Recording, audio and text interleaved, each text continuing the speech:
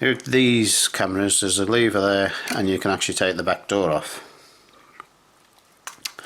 One thing I should tell you is try not to touch the pressure plate, because that keeps the film against the shutter. Now with this side there is light seal here.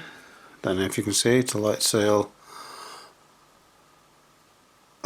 here. Because that needs replacing, and I've just noticed that there is actually a bit of a light seal on this side as well.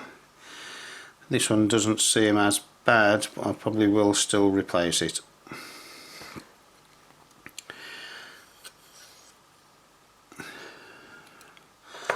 On the actual camera, the light seal is along this groove here, and that all needs taking out, which I usually do with the toothpick, and just run it along, and as you can see it's all disintegrated, all needs replacing. So all that needs taking out, trying to make sure that it doesn't fall in the camera. Use a brush.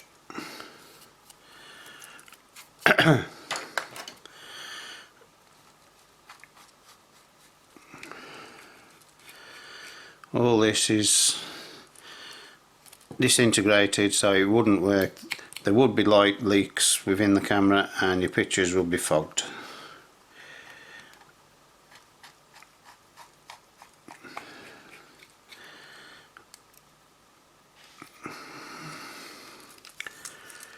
Try not to touch the shutter curtain.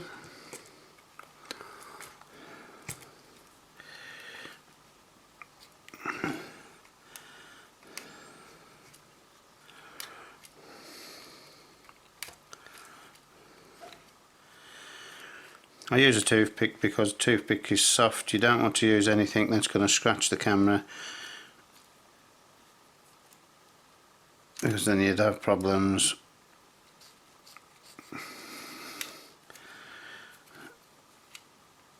with lights, sitting the light seal in.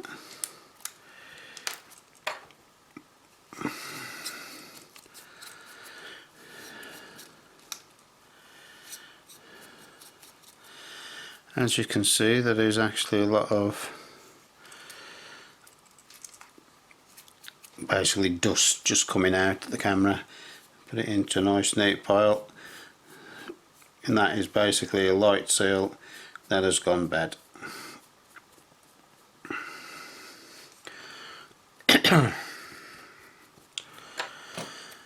After nearly 40 years,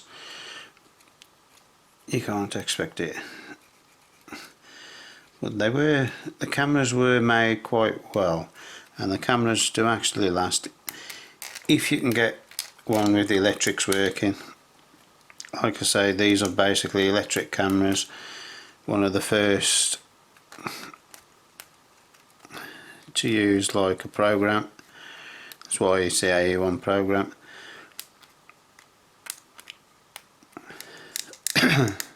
If you can get one that actually works, they are actually very decent cameras. Just needs a little bit more getting out. I'll get it out later. You've got to clean this bit here and put a new seal on that. Put that to one side for a minute. Now on the door, this one isn't too bad, but I have seen on a few of these, or the older cameras, the light seal has disintegrated and it's stuck to this where it actually seals against.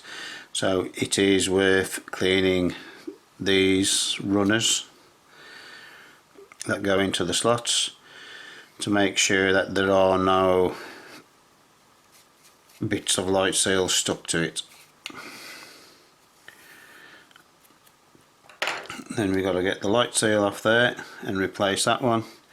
And I might not actually do this one because it looks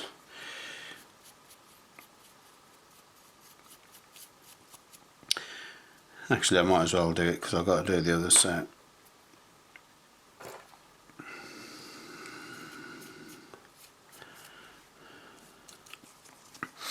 This is what I use to replace the light seals. It's basically foam, different thicknesses for different cameras obviously, or different parts of a camera, and basically it's sticky backed foam. You cut it down to the width you need.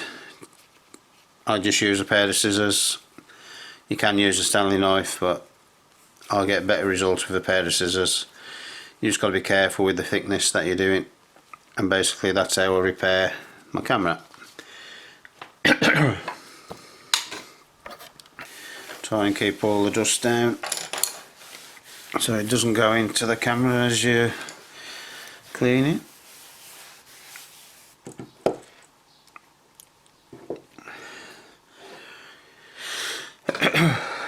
Now,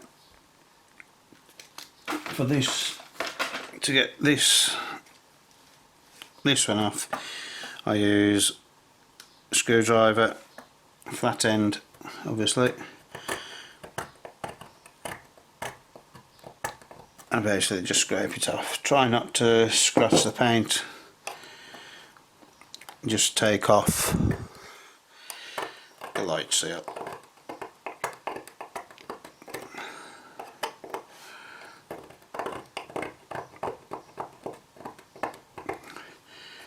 As you can see, it's pretty easy to come off. You just got to make sure you get it off so the new light seal sits.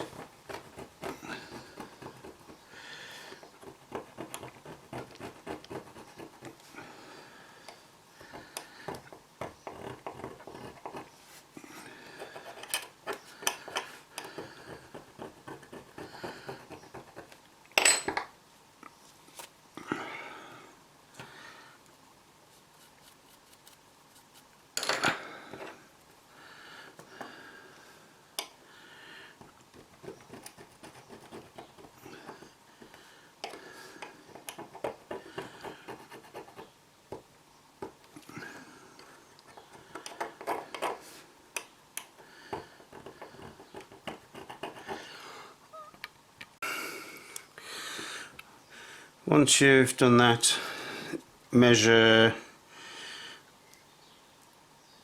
your light seal replacement. Make a little, actually that didn't mark. You want to go from side to side inside the door shutters. So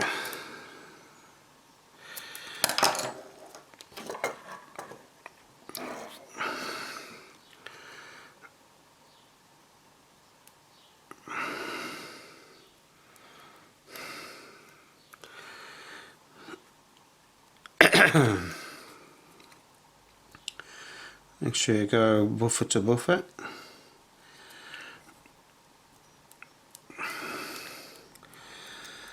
And that is a replaced door seal. Make sure it's stuck down. Sometimes some of these pieces of foam don't have very good backing.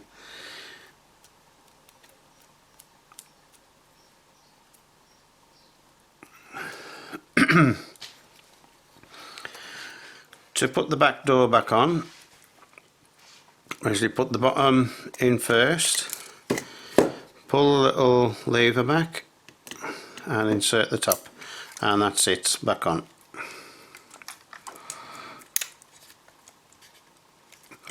That's the light seals replaced.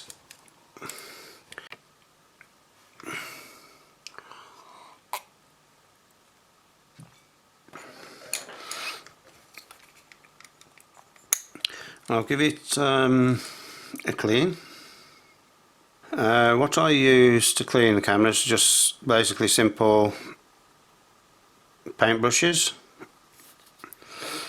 and basically it allows me to get into all the little bits. Occasionally you need to dampen the camera, but first of all get rid of all the dust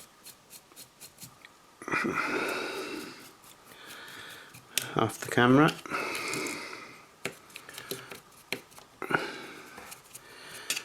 All the loose surface dust basically first. Get rid of all that.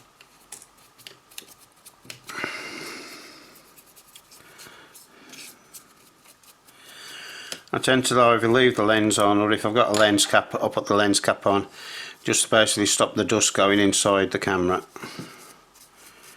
Nice strong brush.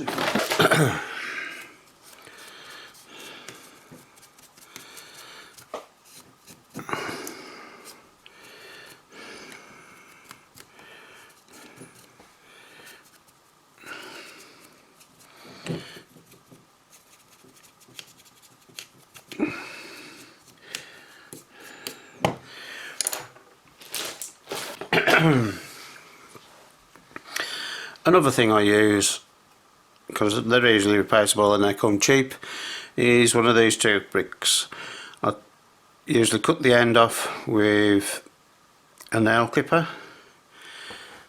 and that's basically just to make it a little bit stronger, because I do tend to be a little bit weak, and that allows me to get right into the corners and loosen the dirt and get the dirt out. And it allows me to do that without scratching the bodywork.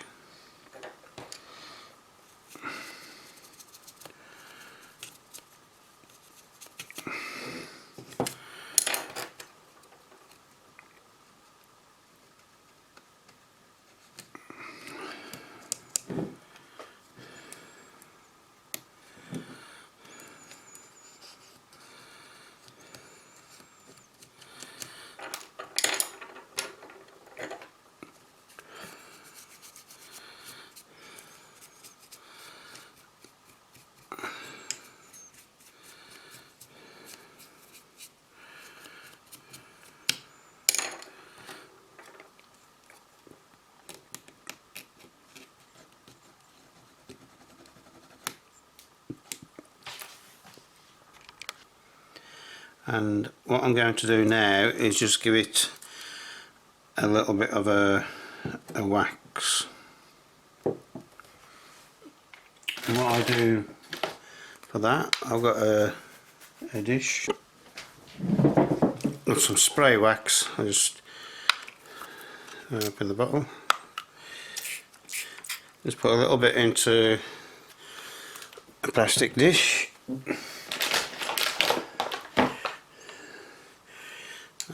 Get some different brushes, because obviously I don't wax on those ones. And basically just go over the camera. You don't want to wet the camera too much, because you don't want it seeping in.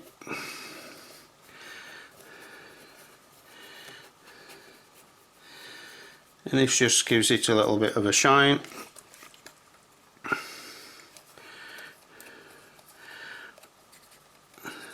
And a little bit of protection. These cameras aren't weather sealed like some of the cameras today, so any protection you can give them does help. But like I say, you don't want to go mad doing this. If you're not sure about doing it, don't do it. You're better off not doing it than soaking your camera with liquid wax basically.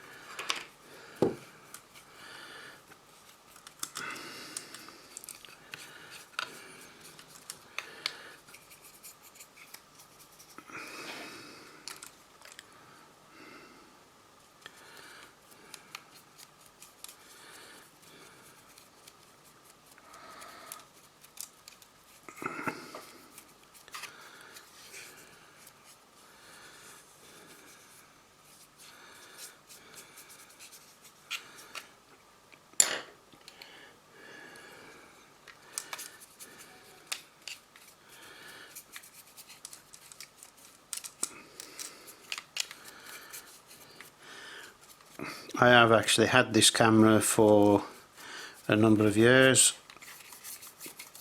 It's got to be getting on for 15 years. I have never used it. I've never actually cleaned it before. I bought it and basically put it into my collection.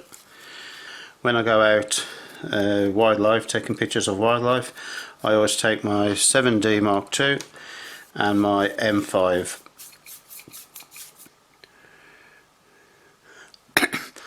And if I'm taking videos, I have a Canon XC10, which I'm using now to show you this. The XC10 is a 4K camera, which I don't use the 4K all that often, but it is handy to have.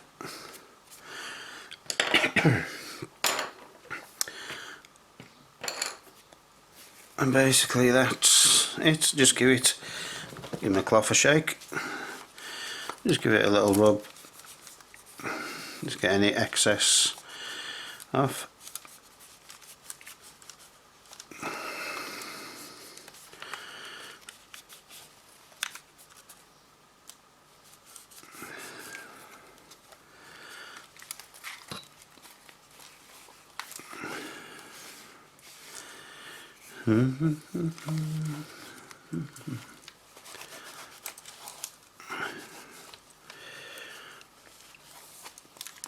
And that is a nice clean camera.